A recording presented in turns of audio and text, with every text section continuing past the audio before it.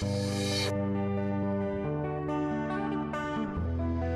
de la gloria, y nos presentamos delante de ti en gratitud, porque tú nos sacaste del hoyo, Señor, porque tú nos rescataste del sitio donde nosotros estábamos. Tú nos liberaste, Señor. Nos diste un nombre nuevo, nos diste vestiduras nuevas, Señor.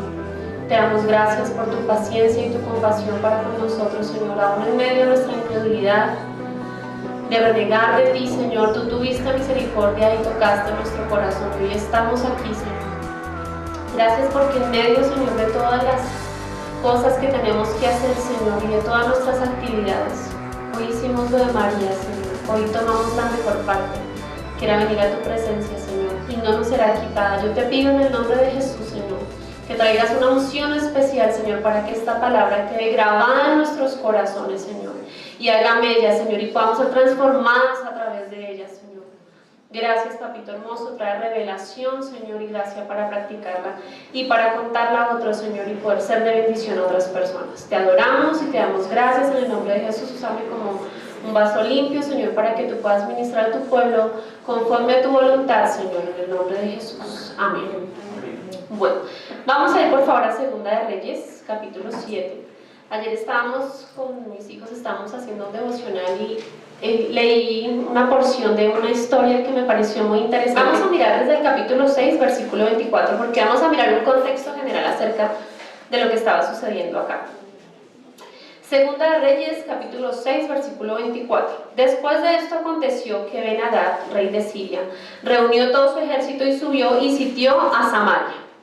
Y hubo gran hambre en Samaria a consecuencia de aquel sitio, tanto que la cabeza de un asno se vendía por 80 piezas de plata, y la cuarta parte de un cab de estiércol de palomas por 5 piezas de plata. Era como abono. Y pasando el rey de Israel por el muro, una mujer le gritó y dijo: «Salva, rey, señor mío». Y él dijo: «Si no te salva Jehová, ¿de dónde te puedo salvar yo? ¿Del granero o del lagar?». Y le dijo el rey: «¿Qué tienes?». Ella respondió: «Esta mujer me dijo: da acá tu hijo y comámoslo hoy, y mañana comeremos el mío». Cocimos pues a mi hijo y lo comimos. El día siguiente yo le dije: da acá tu hijo y comámoslo, mas ella ha escondido a su hijo. Esto que nosotros vemos acá es una situación bastante complicada, ¿no? El sitio ellos fueron rodeados por un ejército bastante poderoso, tanto que se empezó a hallar la hambruna, que se empezaron a comer unos a otros. Ustedes saben que llegar a un extremo de estos es una cosa tenaz. Hasta dónde el pueblo tuvo que aguantar hambre y padecer esta situación, que las mismas madres se comían a sus hijos. Cuando el rey oyó las palabras de aquella mujer, rasgó sus vestidos y pasó así por el muro, y el pueblo vio el cilicio que traía interiormente sobre su cuerpo. O sea, él iba en ropa interior. Él desgarró su ropa y estaba mostrando la pena que llevaba, porque recuerden que ellos rasgaban sus vestiduras y se untaban. Y él dijo: «Así me haga Dios y aún me añada, si la cabeza de Eliseo, hijo de Safat, queda sobre él hoy». Y Eliseo estaba sentado en su casa, y con él estaban sentados los ancianos, y el rey envió a él un hombre. Mas antes que el mensajero viniese a él, dijo él a los ancianos: «¿No habéis visto cómo este hijo de homicida envía a cortarme la cabeza? Mirad pues, y cuando viniera el mensajero, cerrad la puerta e impedidle la entrada. No se oye tras él el ruido de los pasos de su amo». Aún estaba él hablando con ellos, y he aquí el mensajero que descendía a él, y dijo: «Ciertamente este mal de Jehová viene. ¿Para qué he de esperar más a Jehová?». Miren lo que está sucediendo acá. Ellos están sitiados. El rey de Siria está culpando a Eliseo como si él hubiera mandado sitiar la ciudad. Ustedes saben que esto ha sido a causa de la rebeldía de Israel, del pueblo israelita. Y él trató de excusarse en que la forma de salir de todo ese problema era vengándose con Eliseo. Y Eliseo aquí es el hombre de Dios que está representando la presencia de Dios en este pueblo. Y él ya sabía lo que iba a suceder. Entonces él empieza a hablarle a los ancianos con los que él está, a decirles: «Ya el rey mandó un mensajero para matarme». Dijo entonces Eliseo, capítulo 7: «Oíd palabra de Jehová. Así dijo Jehová: mañana a estas horas valdrá un sean flor de harina un ciclo, y 2 seans de cebada un ciclo a la puerta de Samaria». aquí yo estaba mirando, y un sea son 3 kilos, y un ciclo es una moneda de plata. 2 seans pues son 6 kilos y el ciclo la moneda de plata, a la puerta de Samaria. Y un príncipe sobre cuyo brazo el rey se apoyaba respondió al varón de Dios y dijo: si Jehová hiciese ahora ventanas en el cielo, ¿será esto así?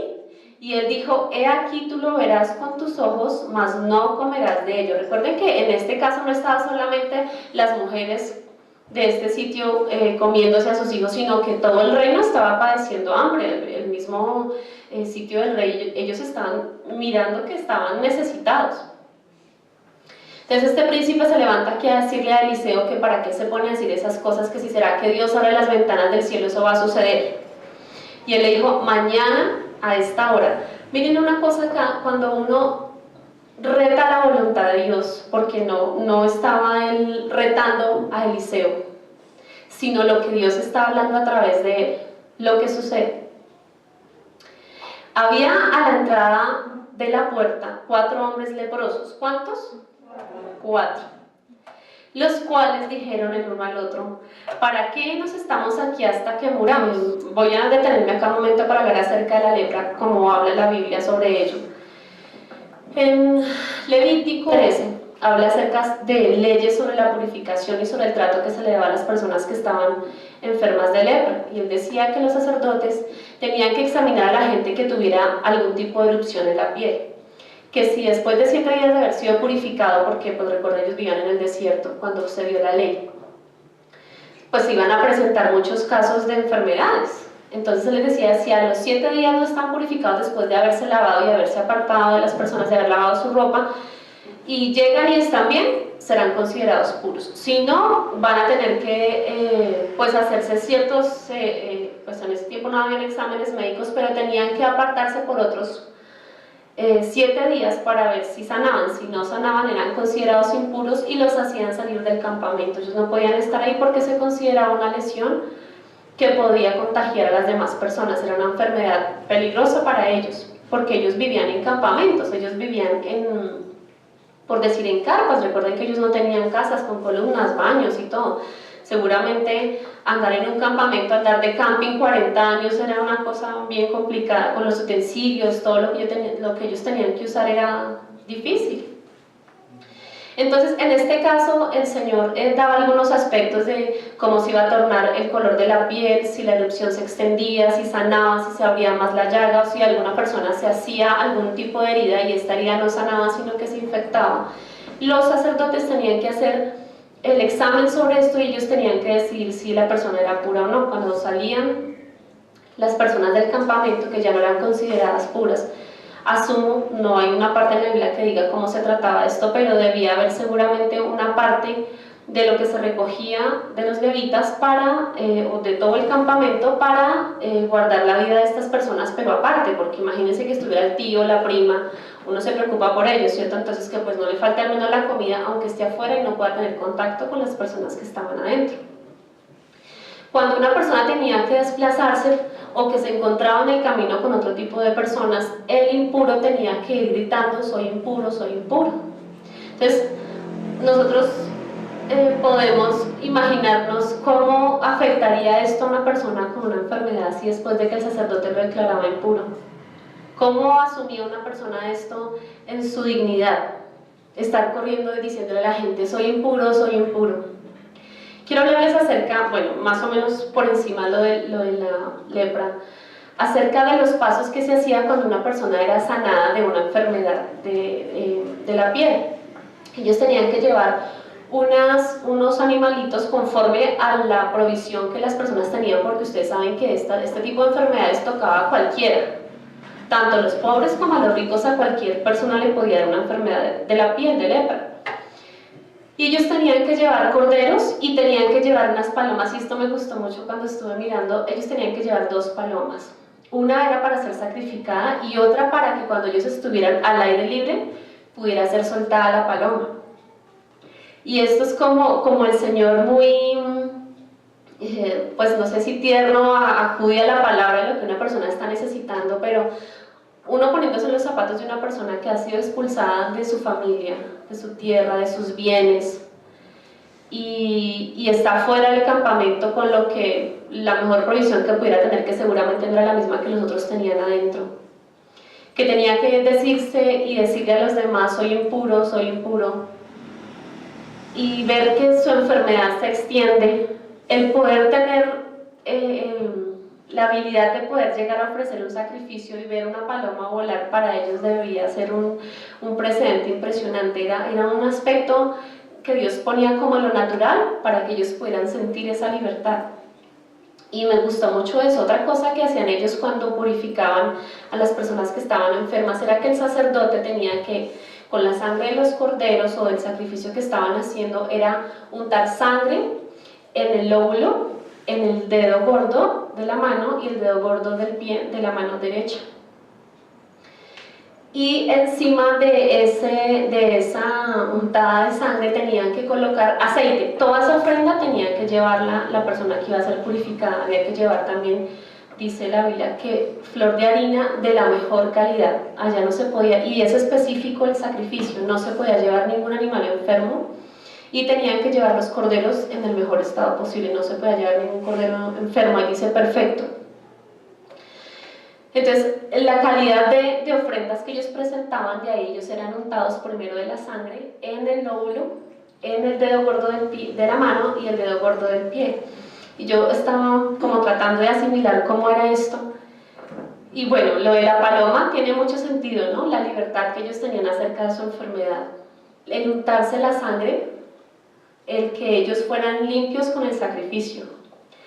Pero no podía ser solamente la sangre, ellos tenían que tener la unción. Y nosotros podemos vernos en este aspecto de los leprosos en nuestra vida. Nosotros, antes de tener al Señor, teníamos lepra, y de pronto no se nos veía externamente, algunos seguramente teníamos enfermedades o cosas que se nos extendían fuera de nuestro cuerpo acerca del pecado, pero nosotros teníamos una carga sobre nosotros que no podía ser quitada con otra cosa que no fuera la sangre de Cristo. Yo les digo siempre a las personas, todos tenemos un pasado. No está uno para estarse poniendo a contárselo a todo el mundo, hay personas que lo conocen, hay personas que no, pero todos tenemos nuestro pasado.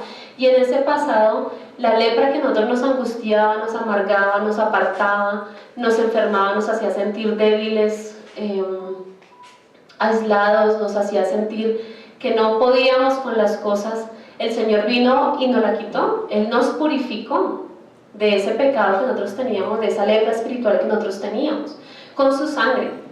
Y me hacía referencia a estos 3 puntos acerca de nuestro espíritu, nuestra alma y nuestro cuerpo, porque pensaba, ¿por qué en esos 3 puntos? Porque no solamente una señal en la frente, porque nosotros teníamos que ser purificados espíritu, alma y cuerpo. Y luego viene la unción del aceite, y esta unción del aceite no era solamente en una parte, o solamente en un pedacito, era en el lóbulo encima de la sangre, espíritu, alma y cuerpo. Nosotros necesitamos la unción del Espíritu Santo en todas las áreas de nuestro cuerpo, de nuestra vida. No solamente nuestro espíritu cuando venimos, lo alimentamos y adoramos, sino que nuestra alma necesita la unción. Necesitamos la revelación de parte de Dios para que nosotros podamos aplicar todo lo que Él nos enseña. Y en nuestro cuerpo debe ser visible la unción también, la unción sanadora del Espíritu Santo sobre nosotros. No solamente en el aspecto de que uno está enfermo, sino de purificar nuestros cuerpos contaminados por las cosas del pecado y del mundo. Porque nosotros solamente queremos sentir, y sentir lo bueno, y aprovechar el tiempo. Pero ¿a qué costo? ¿A qué costo vamos a hacer eso, de deleitar nuestra carne? Cuando esta persona era purificada, el resto del aceite que sobraba, todo el sacrificio tenía que ser consumado, pero el aceite, el resto que sobraba, tenía que ser regado sobre la persona que era purificada. Entonces no se trata solamente de que ya yo me llené de la unción un solo día, sino que tiene que ser uno totalmente lavado en esa unción. Constante, es una constante que en nuestro espíritu resbale, y el Señor nos está hablando acerca de eso, que cuando somos aceitados resbala todo, no se puede adherir las cosas a nosotros, porque es el Espíritu Santo allí obrando en diferentes formas. Están estos 4 leprosos, hablando de estos 4 leprosos. Hay 4 aspectos de la lepra que me gustaría como identificar. No los tenía, pero bueno, algunas de las personas que aparecen, y la primera que aparece con lepra es María en el Antiguo Testamento. Recuerdan que ella empezó a criticar a su hermano y a decir que porque este hace lo que hace y porque no sé qué, y la Biblia muestra que las personas que tenían lepra era un castigo de Dios. Ustedes saben que el castigo viene por el pecado, no es que Dios esté aburrido con nosotros, no es que Dios no tenga nada más que hacer ni que Él se complazca en eso, pero la instrucción para sus hijos es necesaria. Y yo creo que a María jamás se le olvidó que su corazón debería permanecer limpio de la no sujeción, limpio de estar criticando, de tener envidia. Entonces yo creo que estos 2 aspectos se revolvieron en ella, porque el Señor les dijo: yo no he hablado con ustedes, yo hablo con Él cara a cara. Ella lo que tenía era envidia. Ella se estaba igualando en la posición que tenía, que Dios le había dado la autoridad a Moisés. Entonces ella estaba pensando: yo también la tengo, eso también es mío, porque yo lo he trabajado, porque yo he estado con esta persona, porque lo otro. Y el Señor a cada uno de nosotros nos delega un lugar, y podemos crecer y mejorar ese lugar, pero eso viene de la mano del Señor. Nosotros no podemos trepar por encima de las personas y de las circunstancias para llegar al puesto. Eso lo hacen las personas que no son creyentes, que no tienen en quién confiar. Nosotros sabemos que Dios es quien nos pone en posición. ¿Y qué dijo el Señor? Cuando tú quieres una posición, ¿qué debes hacer? Sentarte atrás. ¿Recuerdan lo que el Señor Jesús dijo? Si tú vas a una fiesta, a una reunión, te invitan a un banquete, hazte atrás, no te hagas adelante, no sea que haya otro convidado más especial que tú y te digan: no, mejor hazte atrás. Él dijo: mejor siéntate atrás. Con eso, cuando llegue la persona, el anfitrión te va a decir: siéntate aquí adelante. Entonces vas a recibir gloria del Señor. Que para ser los primeros, que debemos ser los últimos. Y en eso sí que está leproso nuestro corazón, ¿cierto? Gracias a Dios que no se nos manifiesta, que dice la Biblia que ella quedó blanca. ¿Cómo sería la consecuencia del pecado de ella? Porque ustedes saben que la consecuencia del pecado la trae Satanás. Dios dio la ley y sobre Él nos dio la gracia, pero la consecuencia del pecado viene por nosotros. Porque ¿quiénes pecamos? ¿Dios o nosotros? Nosotros. Pero Él, tan bueno y maravilloso que es, que hace a través de su Hijo, nos libera del pecado. Y ella tuvo que pasar por este proceso de ser apartada los días, porque Moisés oró por ella, pero él dijo: sí, pero me la apartan 7 días, tiene que ser purificada. Ella tuvo que pasar por el proceso de restauración de su corazón y ser liberada de lo que ella tenía en su corazón, con la sangre, con la unción. Ser limpio de corazón, año de restauración y consagración. Nosotros necesitamos restaurar nuestro corazón de las cosas que hemos pensado que están bien, porque como todo el mundo las hace, ¿qué tiene de malo que yo las haga? Yo soy joven, yo soy bella, yo soy inteligente, tengo con qué. Dios tiene preceptos para nuestra vida, que no son los mismos que tiene el mundo. Por eso Él dice: no se conforme a este siglo piensa de una manera tan equivocada, y nosotros nos acostumbramos a que está bien, a que vivir en unión libre está bien, a que fornicar con el novio está bien, a que el adulterio, porque solamente con una yo tengo bien a mi familia, está bien. Nosotros nos conformamos al pensamiento de este mundo. Eso todo el mundo desfalca, un negocito que yo haga, yo solamente estoy haciendo un favor y me están pagando una comisión por él. Pero nosotros sabemos que donde nos pillen nos vamos para la cárcel, o sea que eso está mal hecho. Que nosotros guardamos mentira, perversión en nuestra mente, que nosotros somos flojos, ahorita vamos a la flojera. Otro caso que me acuerdo en el Antiguo Testamento, creo que está aquí adelante de Reyes, otracito, es Naamán. Entonces el primer caso que vimos es la envidia y la rebeldía, ¿cierto? Este otro caso de Naamán, ¿cómo fue? Si ustedes recuerdan la historia de este señor, él es un dirigente y él tiene lepra, la sierva de ellos, que les dice: yo conozco a un hombre de Dios que lo puede sanar. Y entonces va donde Eliseo, y Eliseo le dice: ni siquiera lo recibe, de lejos, o le mandan mensaje y le dicen, lávate 7 veces en el río Jordán, fácil. 7 veces en el río Jordán. Y él dijo, no hay mejores aguas en mi tierra. ¿Qué tenía él? Oigo, facilito de entender, ¿cierto? ¿Qué tenía él? ¿Qué causó su lepra? El orgullo. A mí no me nadie. Yo solo sé que todo sé. Y nosotros tenemos esa tendencia de conocerlo todo, de saberlo todo, de que no necesitamos que nadie nos diga cómo hacer las cosas.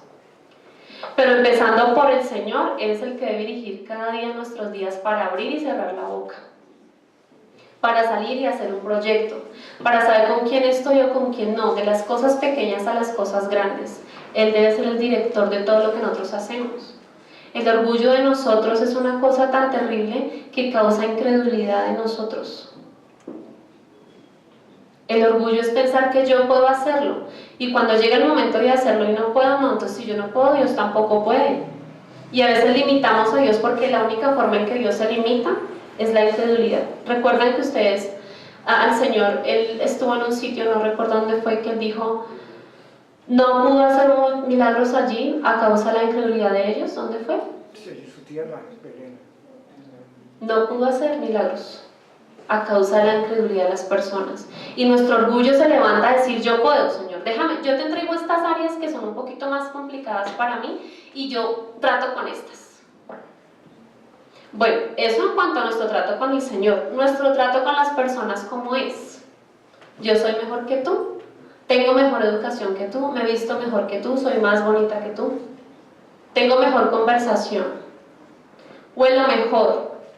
Y así en muchos aspectos nosotros nos mostramos ante los demás con una imponencia que olvidamos que nosotros debemos honrarnos unos a otros. La palabra de Dios dice que nosotros debemos someternos unos a otros. Y lo dice de abajito, donde dice la sumisión de la esposa al esposo. O sea que tiene un contexto.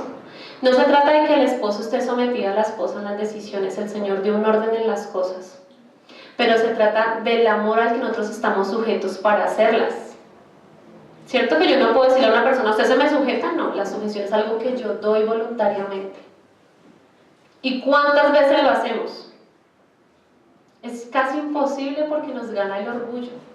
El orgullo de no quedar mal, el orgullo de siempre caerle bien a las personas, de ser reconocido mi trabajo, porque a veces no nos esforzamos tanto porque nos vean a nosotros, sino lo que yo hago, lo que yo pienso. Esto es lo que yo quiero que la gente vea. Y nosotros aquí, la palabra de Dios dice que nosotros somos como polvo, que somos como la hierba que hoy está y mañana no. La gloria entera le pertenece al Señor, al creador de todas las cosas, al Rey de Reyes, al que te da respirar cada día, al que te da tu trabajo, al que te da tu pareja, al que te da salud y bienestar, al que te da la inteligencia para hacer negocios o para deshacerlos, al que te da la sabiduría para salir de un problema. A Él sea la gloria. No podemos tomar ese lugar para nosotros. Entonces, el Señor, el paso, yo creo que de los ejemplos más grandes que Él nos dio acerca del orgullo, para vencer este orgullo, fue ceñirse, quitarse su manto y decir, ustedes me llaman Señor y tienen razón porque lo soy, pero se ciñó una toalla, Él se desnudó el dorso, se ciñó una toalla y empezó a lavar los pies de los discípulos. Si nosotros tenemos problemas de rebeldía, ¿cuál era el otro? Orgullo y envidia. Qué bueno lavarnos los pies. Qué bueno separarnos de lo que se llamaba en ese momento el campamento y tomar un tiempo a solas y restaurar nuestra comunión con Dios. Señor, yo necesito tu sangre aplicada a mi vida. Yo necesito cambiar estas áreas de mi vida. Necesito tu unción en la oración, clamándole al Señor, orando en el Espíritu. Bueno, yo no les voy a terminar de contar la historia de Naaman. La cosa fue que él fue y se lavó, y la sierva le dijo, Señor, si le hubiera hecho otra cosa más difícil, usted lo hubiera hecho. Pero no le dijo sino que se bañara 10 veces en el río Jordán. Él fue y lo hizo, y dice la palabra de Dios que su piel quedó como de bebé. ¿Qué hizo el Señor? Trató con su orgullo.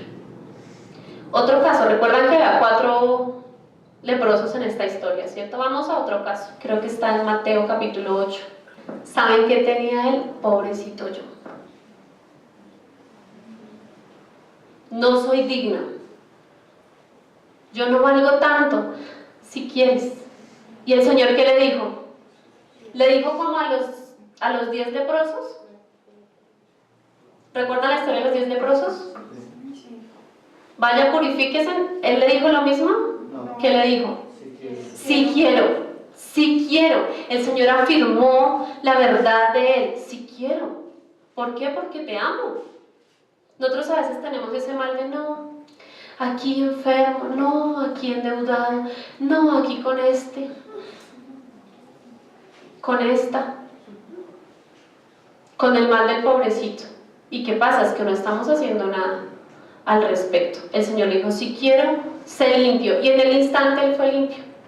No tuvo que hacer nada más. Entonces debemos limpiarnos de ese mal del pobrecito yo. Que yo soy la víctima y todos los demás los victimarios. Que yo no tengo nada que ver en mi situación. Es cuestión de la sociedad, es cuestión de la vida. Las malas decisiones de mis padres por no haber hecho por haberme casado con esta. Esos hijos, ¿cómo me salieron? Yo tengo responsabilidad en las cosas que yo hago y no puedo seguir con el mal del pobrecito. Pobrecito yo.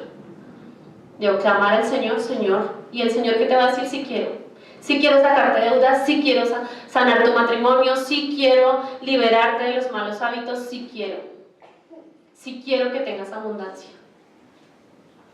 Recordando de los 10 leprosos, cuando el Señor los mandó, que les dijo, ellos gritaron, Señor, hijo de David, y le dijeron que los sanara, y él les dijo, vayan y purifíquense. ¿Cómo fue la historia? Ellos fueron a purificarse ahí en el camino, fueron sanos todos, pero solamente se devolvieron uno más. Uno de 10. ¿Y cuál es nuestro problema en ese caso? La ingratitud. Ni siquiera 2. ¿Recuerdan cuando Abraham oraba por la Sodoma y Gomorra? Si hubiera 50, Señor, sí hay 50. 45. Bueno, 10. De todo un pueblo, de generaciones, que yo creo que esa ciudad tenía mucho tiempo. Y no hubo. Nosotros tenemos una actitud de que todo me lo deben. Papá gobierno y hotel mamá. ¿Y dónde está mi esfuerzo? Me hace recordar también de Lázaro, el de la historia que contó el Señor con el rico Epulón. ¿Lázaro qué era? Pues dice la Biblia que era un mendigo. Y dice que su mendicidad llegaba al extremo de que los perros le lamían las llagas. ¿Y él qué hacía al respecto? ¿Saben qué hacía? Se sentaba a esperar que cayeran migajas de la mesa. ¡Un flojo! ¿Sí o no? Porque no decía yo agarro aquí y me tiran una sopita. Nosotros tenemos esos aspectos de nuestro corazón que nosotros pensamos que son normales y nos acostumbramos a vivir con ellos y dejamos que eso se vuelva en nuestra vida una raíz allá metida que es tan difícil de sacar que uno dice, ay no, qué flojera yo ponerme con actitud de gracias y ponerme a orar. Y entonces se mezclan unos con otros y eso produce en nosotros esa lepra que no nos deja salir, que no nos deja consagrarnos, que no nos deja llenarnos de la bendición. Vamos a mirar el resto de la historia. Desde el versículo 3 nuevamente, había a la entrada de la puerta 4 hombres leprosos, los cuales dijeron el uno al otro, ¿para qué nos estamos aquí hasta que muramos? Si tratáremos de entrar en la ciudad por el hambre que hay en la ciudad, moriremos en ella. Y si nos quedamos aquí, también moriremos. Vamos pues ahora y pasemos al campamento de los sirios. Si ellos nos dieren la vida, viviremos. Y si nos dieren la muerte, pues moriremos. Les dijeron, pues aquí no hay nada más que hacer, arriesguémonos. Se levantaron pues al anochecer para ir al campamento de los sirios y llegaron a la entrada del campamento de los sirios, no había allí nadie. Porque Jehová había hecho que en el campamento de los sirios se oyese estruendo de carros, ruido de caballos y estrépito de un gran ejército, y se dijeron unos a otros, he aquí el rey de Israel ha tomado a sueldo contra nosotros los reyes de los heteos y a los reyes de los egipcios para que vengan contra nosotros. Así que se levantaron y huyeron al anochecer, abandonando sus tiendas, sus caballos, sus asnos y el campamento como estaba, y habían huido para salvar sus vidas. Entonces miren el suceso tan tremendo que pasó acá, que menospreció el siervo del rey. Él dijo: ¿y será que Dios va a abrir las puertas de las ventanas de los cielos?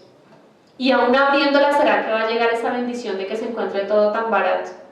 Y Eliseo le dijo: mañana usted lo va a ver, pero usted no va a comer de eso. Cuando los leprosos llegaron a la entrada del campamento, entraron en una tienda y comieron y bebieron y tomaron de allí plata y oro y vestidos, y fueron y lo escondieron, y vueltos entraron en otra tienda y de allí también tomaron y fueron y lo escondieron. Miren esto, como Dios se glorifica con el que menos uno piensa. Y entonces uno diría: pero en esta condición, nosotros recibir esta bendición de llenarnos, comer, y ellos se enriquecieron. Porque yo no creo que hubieran tomado: ay, no, llevémonos este trapito y esta joyita. Ellos fueron, comieron, se llevaron, volvieron y se llevaron, porque no les cabía en las manos todo lo que tenían. Aquí no dice que ellos fueran sanados. No sé cómo quedaría este aspecto acá, porque en la Biblia no se vuelve a notar acerca de ellos. Pero fueron bendecidos. Y no solamente fueron ellos bendecidos, miremos qué pasó. Luego se dijeron el uno al otro: no estamos haciendo bien.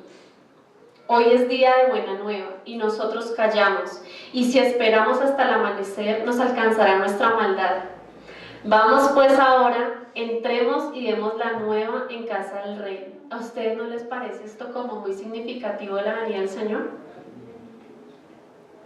Si ven que él dice: donde llegue el amanecer, y nosotros estemos aquí todavía sin contar la bendición que Dios trajo. Y miren que aquí dice buenas nuevas, las buenas noticias. ¿Qué es las buenas noticias? El evangelio del Señor. Jesús viene pronto. Jesús hizo un sacrificio en la cruz por ti y te libera de todos tus pecados, de toda tu maldad, y te da una nueva vida. Te sella con su Espíritu Santo y te llena de poder para hacer lo que tengas que hacer. Y vean esto acá, y ellos estaban con esa cosa en su corazón de que nosotros estamos comiendo acá y allá, la gente comiéndose a sus hijos, porque ustedes saben que lo que estaba pasando allá no era que no tuvieran agüita como pasa en nuestras regiones acá, que los niños se mueren de hambre, allá se los estaban comiendo. Era una situación bien difícil. Y entonces ellos estaban hablando entre ellos: bueno, ¿nos vamos a quedar con esto? ¿Nos vamos a quedar solamente asistiendo a la iglesia sin contar nada? Vamos a ir a la oficina y no vamos a tener ningún inconveniente con lo de la oficina, en la universidad, en el trabajo, con nuestra familia. No, mejor no vamos a tocar el tema para que no haya problemas sobre eso. Dejémoslo así. ¿Nos vamos a callar la verdad de la palabra, de las buenas noticias, por no querer un conflicto? ¿Qué hicieron? Vamos pues ahora, entremos y demos la buena nueva en casa del rey. Vinieron pues y gritaron a los guardas de la puerta de la ciudad y les declararon diciendo: recuerden que ellos no pueden entrar a la ciudad. Nosotros fuimos al campamento de los sirios y he aquí que no había allí nadie, ni voz de hombre, sino caballos atados, asnos también atados y el campamento intacto. Los porteros gritaron y lo anunciaron dentro, en el palacio del rey. Y se levantó el rey de noche y dijo a sus siervos: yo os declararé lo que nos han hecho los sirios. Ellos saben que tenemos hambre y han salido de las tiendas y se han escondido en el campo diciendo: cuando hayan salido de la ciudad los tomaremos vivos y entraremos en la ciudad. Entonces respondió uno de sus siervos y dijo, este mismo siervo del que hablamos al principio, era una belleza: tomen ahora 5 de los caballos que han quedado en la ciudad, porque los que quedan acá también perecerán como toda la multitud de Israel que ya ha perecido. Y enviemos y veamos qué hay. Pues al fin y al cabo van a morir, manden aunque sea 5 para ver si es cierto o no. Tomaron pues 2 caballos de un carro y envió el rey al campamento de los sirios diciendo: id y ved. Y ellos fueron y lo siguieron hasta el Jordán, y he aquí que todo el camino estaba lleno de vestidos y enseres que los sirios se habían arrojado por la premura. Y volvieron los mensajeros y lo hicieron saber al rey. Ustedes pueden imaginarse en ese momento la situación de estar llegando ellos y ver todo lo que había acontecido allí. Cómo Dios hizo una cosa milagrosa, estruendo a causa de qué. ¿Y será que a él le queda muy grande? El milagro financiero, el milagro de salud, el milagro de tu matrimonio. No decir, no, pero es que esto ya no, es que aquí no hay arreglo, no, es que yo la verdad hay una persona que dice, yo ya estoy en la paila. Y no, Dios puede hacer una cosa milagrosa en tu vida.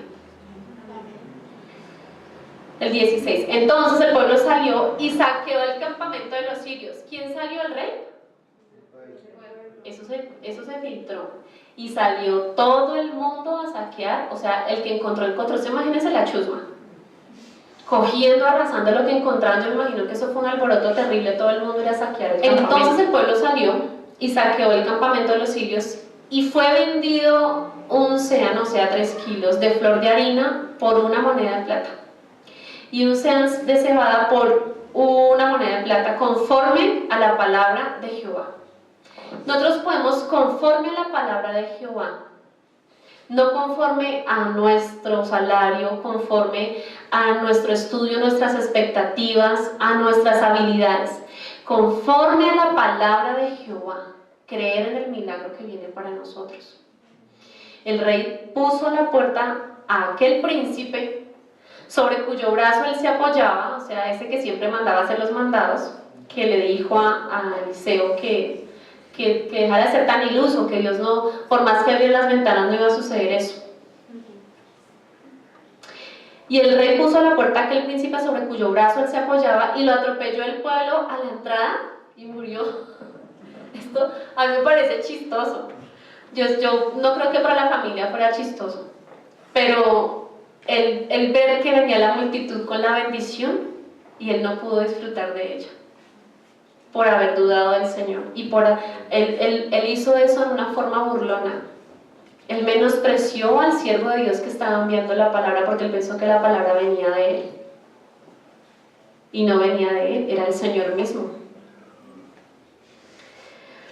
Y lo atropelló el pueblo a la entrada y murió conforme a lo que había dicho el varón de Dios cuando el rey descendió a él. Aconteció pues de la manera que el varón de Dios había dicho al rey. ¿Recuerdan ustedes cuando el Señor Jesús dijo, cielo y tierra pasarán, pero mis palabras no pasarán?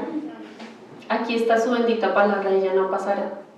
Nosotros, más que una bendición económica, más que una bendición emocional, una bendición física, realmente necesitamos la unción del Espíritu Santo. Eso es lo que necesitamos en nuestra vida. Que se dedica a trabajar y viaja por varios países y él tiene solamente 2 maletas y él dice, yo no tengo casa porque yo vivo en los hoteles.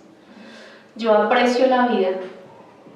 Y mostraba cómo tenía su maleta todo enrollado, zapatos en un gorrito, y cómo mostraba todo. Él decía, la vida no necesita tantas cosas para tenerla. Con mis 2 maletas a donde quiera que yo llego estoy cómodo. Y veo cómo las personas del mundo hacen este tipo de cosas y nosotros no, porque estamos ocupados en no sé qué cosas. Ocupados en la música del mundo, ocupados en los asuntos y los aspectos que maneja el mundo, como las diversiones, la recreación, el aspecto físico que ahorita es tan fuerte hacia nosotros, de que tú tienes que verte de esta manera para ser parte de la sociedad, de que tienes que tener estos títulos, y entonces es una presión que nos ahoga a nosotros y que no nos permite que nosotros nos levantemos y dar gracias, sino que tenemos que salir corriendo, y al anochecer estamos tan cansados que tampoco podemos dar gracias.